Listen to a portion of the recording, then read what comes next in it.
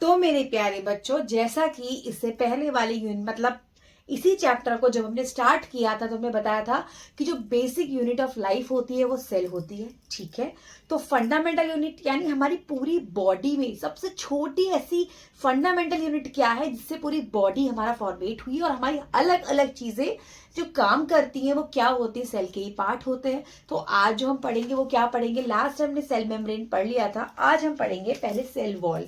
और आपको सबसे पहले और सबसे इंपॉर्टेंट बात मैं बताती हूँ कि सेल वॉल जो होती है वो प्लांट में होती है। यानी हम अगर बात करते हैं प्लांट्स में तो सेल वॉल सिर्फ प्लांट में होती है जो कि प्लाज्मा मेम्ब्रेन के बाहर से लगी होती है। कहने का मतलब है जो हमने लास्ट टाइम पे प्लाज्मा मेम्ब्रेन और सेल मेम्ब्रेन पढ़ी थी तो हमारे एनिमल की हमने पढ़ी थी, आज हम बात करते हैं प्लांट्स की। तो प्लांट्स में प्लाज्मा मेम्ब्रेन और सेल मेम्ब्रेन की आउटर कवरिंग जो होती है यानी उसके बाहर से सेल वॉल होती है।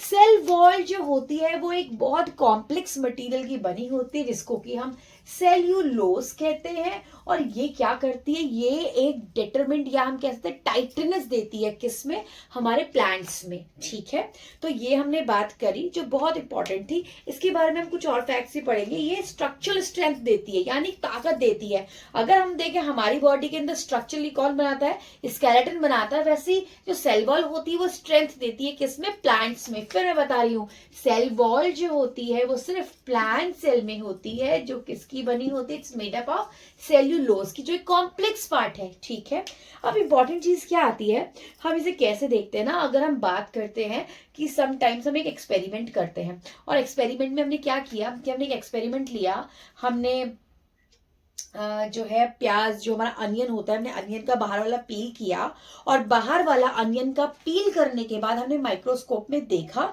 तो हमें कुछ स्ट्रक्चर दिखाई देगा। ठीक है, कोई ऐसा डिटरमिनेंट स्ट्रक्चर है कुछ हमें दिखाई देगा। लेकिन जब हमने उस पीलिंग वाले को बॉईल कर लिया तब हमने क्या देखा कि जो हमारा बाहर का स्ट्रक्चर है बहुत सारी चीजें क्या डैमेज हो चुकी थी क्योंकि हम उस चीज को बॉईल कर चुके थे। तो याद रखिएगा, बहुत इंपॉर्टेंट है कि याद रखने वाली बात है कि जो हमारी ये चीजें दिखती हैं यानी सेल वॉल हमें दिखी वो अपेयर्स होती है ओनली द लिविंग में। याद रखना फिर से, living cell and not detected in the dead, जो कि बॉयल हम कर चुके थे। ठीक है, तो सिंपल से पार्ट है सेल वॉल जो होता है इसमें मेन इंपॉर्टेंट है कि जो सेल वॉल पार्ट है वो प्लांट्स हमें मिलेगा। ठीक है हमको, अब इसके बाद हम बहुत सारी बातें करते हैं। इसके बाद हमारा जो मेन पार्ट आता है, अगर हम इसका स्ट्रक्चर देखें सेल का तो सेल वॉल का स्ट्रक्चर देखिए ध्यान से कि ये प्लांट्स का स्ट्रक्चर यानी प्लांट सेल है और प्लांट सेल के आउटर मोस्ट जो स्ट्रेंथ दे रही है वो सेल आपकी सेल वॉल है। और ये सेल वॉल क्या करती है, सेल्यूलोज की बनी है और एक स्ट्रेंथ देती है हमारे प्लांट्स में। ठीक है, नेक्स्ट हमने ये जो डायग्राम देखा उसका नेक्स्ट टॉपिक जो बहुत इंपॉर्टेंट है वो आता है न्यूक्लियस क्या होता है। तो सेल वॉल में हमें ये समझना बहुत इंपॉर्टेंट है कि प्लांट्स में होती है और किसकी बनी होती है, सेल्यूलोज की बनी होती है, स्ट्रेंथ देती है। ठीक है, ये चीज हो गई। अब नेक्स्ट वाला जो पढ़ेंगे वो न्यूक्लियस पढ़ेंगे। उसको देखिए, ये स्ट्रक्चर देखिए और ये स्ट्रक्चर है न्यूक्लियस का। ठीक है, इस स्ट्रक्चर को बहुत ध्यान से देखिए रहिएगा जब मैं इसको बताऊंगी और इंपॉर्टेंट पॉइंट्स में इसको 1 2 3 करके बताऊंगी तो आपको उसको बहुत ध्यान से देखना है। इस वाली सेल के बिल्कुल मिड पार्ट में देखिएगा ऐसे राउंड वाला स्ट्रक्चर आपको न्यूक्लियस दिख रहा है। और हमने इसको कैसे देखा, हमने अनियन पील लिया, अनियन पील में हमने अनियन पील यानी हमने प्याज लिया और उसको पील कर लिया। उसके बाद हमने उसको माइक्रोस्कोप पे देखने से पहले इसमें आयोडीन सॉल्यूशन डाला। अब आप पूछेंगे कि मैम आपने आयोडीन सॉल्यूशन क्यों डाला, क्योंकि जब हम किसी भी सेल की स्टडी कर रहे हैं या हम किसी भी चीज की स्टडी कर रहे हैं तो जो आयोडीन सॉल्यूशन होता है ना, it will give you the differentiation यानी हर एक पार्ट को कलर देता है। हमें मालूम पड़ जाएगा कि ये पार्ट कौन सा, ये पार्ट कौन सा, ये पार्ट कौन सा। Without iodine solution it not possible. ठीक है, तो हमने जो अनियन पील था उसको हमने आयोडीन सॉल्यूशन में उसको डिप किया या आयोडीन सॉल्यूशन उसमें डाला, माइक्रोस्कोप के अंदर माइक्रोस्कोप में देखा और देखा डिफरेंट पार्ट्स अलग अलग कलर्स में शो हो गए। उसके बाद हमें देखा कि एक मिड पॉइंट में हमें ऐसे राउंड स्ट्रक्चर दिखा जो डबल राउंड था। हमने कहा कि बीच वाला पार्ट तो न्यूक्लियस है तो उसके जो चारों तरफ जो पार्ट है वो क्या हो सकता है, जो उसको घिरे हुए है, जो उसको संभाले हुए है, वो आपने न्यूक्लियर, क्योंकि न्यूक्लियस के चारों तरफ है तो आपने कहा न्यूक्लियर मेम्ब्रेन है। यानी न्यूक्लियस के चारों तरफ हो गई न्यूक्लियर मेम्ब्रेन, और फिर हमने क्या देखा, उसके अंदर ऐसे बिल्कुल थ्रेड की तरह स्ट्रक्चर जो थे वो बने हुए हैं। हमने कहा ये क्रोमैटिन पे है। क्रोमैटिन क्या करता है, वो हमारे जेनेटिक मटेरियल यानी डीएनए को वन फैमिली टू यानी वन फादर से यानी one generation to next generation में ले जाता है, and which is responsible for the heredity characters. वो क्या होते हैं, क्रोमैटिन्स होते हैं जो स्पेशली डीएनए का क्या करते हैं, सिंथेसिस करते हैं। ठीक है, ये हमें बात मालूम हो गया।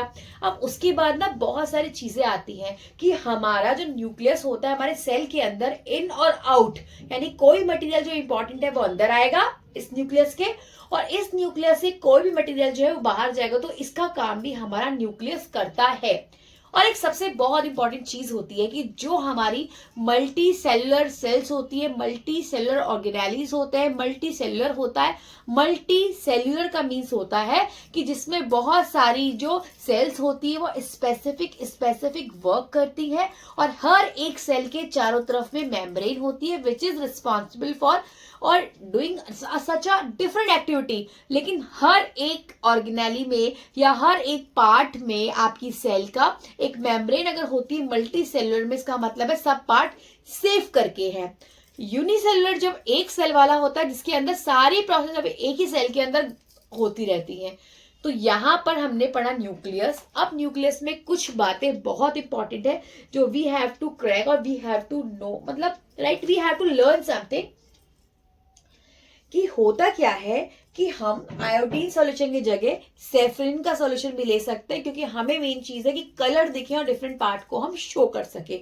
तो यहां हमने न्यूक्लियस का डायग्राम देख लिया। अब थोड़ी 2-3 बातें हम न्यूक्लियस के बारे में और देखेंगे, उसको हम देखते हैं।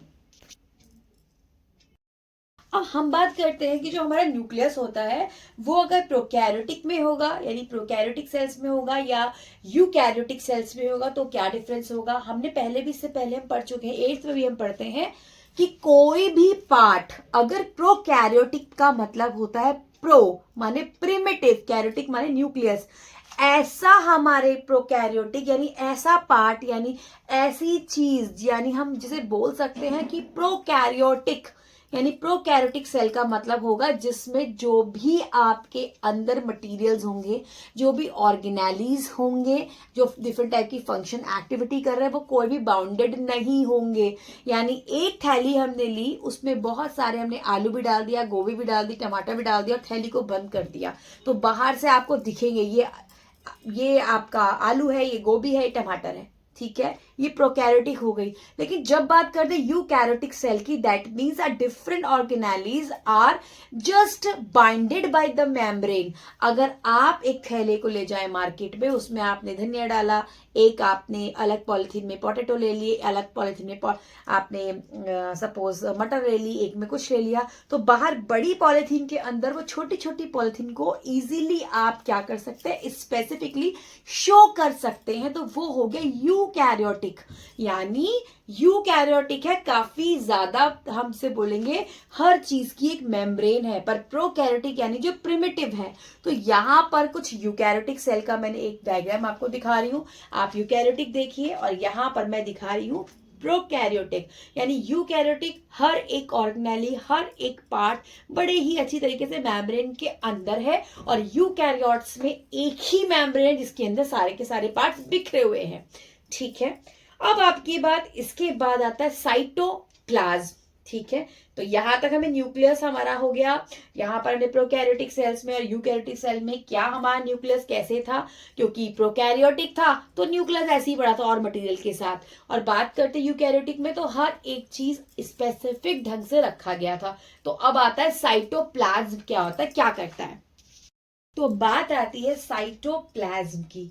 साइटोप्लाज्म क्या होता है, साइटोप्लाज्मिक फ्लूइड होता है जो कहाँ रहता है, प्लाज्मा मेम्ब्रेन के अंदर रहता है। यानी अगर मैं एग्जाम्पल के लिए, आपने कभी देखा होगा कि अगर आप फॉर एग्जाम्पल के लिए मैं एक बात कह रही हूँ सिर्फ एक समझाने के लिए, अगर कभी आप लोग गोल्ड फिश या कोई फिश है, किसी तरह की कोई भी फिश जो है अपने घर में पालने के लिए लेके आते हो, तो वो क्या करता है कि एक ट्रांसपेरेंट वाली पॉलिथीन होती है, उसके अंदर पानी भरा होता है, उसके अंदर फिश होती है। बिल्कुल ऐसे समझ लीजिए कि आपका जो पॉलिथीन है ट्रांसपेरेंट, वो आपका प्लाज्मा मेम्ब्रेन है। फिश ऑर्गेनेली हो गया, उसके बीच में जो वाटर भरा है वो आपका साइटोप्लाज्म हो गया, ठीक है, ये आपको आ गया। अब होता क्या है कि जो प्रोकैरियोटिक सेल होती है उसमें सारे के सारे जो ऑर्गेनेली होते हैं जो अलग अलग होने चाहिए, प्रोकैरियोटिक यानी प्रिमिटिव सेल में वो अलग अलग नहीं होते, तो साइटोप्लाज्म सारा का सारा ऐसे रहता है क्योंकि नॉन बाइंडेड यानी कोई भी बाइंडेड मेम्ब्रेन नहीं है। पर यूकैरियोट में एक बाउंडेड सब स्पेसिफिक रीजन है और साइटोप्लाज्म बहुत तरीके से उसमें रखा होता है। अब आप पूछेंगे साइटोप्लाज्म करता क्या है? साइटोप्लाज्म का सबसे इंपॉर्टेंट काम होता है कि ये एक तो जो हमारी सेल होती है उसको बड़ा कोई शॉक ना लगे, कोई धक्का ना लगे, उससे बचाता है। अगर आप देखेंगे ना कि कभी हम कभी कोई सामान ला रहे हैं तो हम क्या करेंगे, जैसे माना आप कोई कांच का सामान लेके आ रहे हैं तो हम चारों तरफ से उसके थर्माकोल लगा देते हैं ताकि जो कांच वाले का कोई भी आइटम है वो उस थर्माकोल से जो है वो बच जाए, और वो अगर नीचे गिरता भी है या प्रॉब्लम भी आती है तो वो क्या करेगा, बच जाएगा किसी शॉक से या किसी चीज से।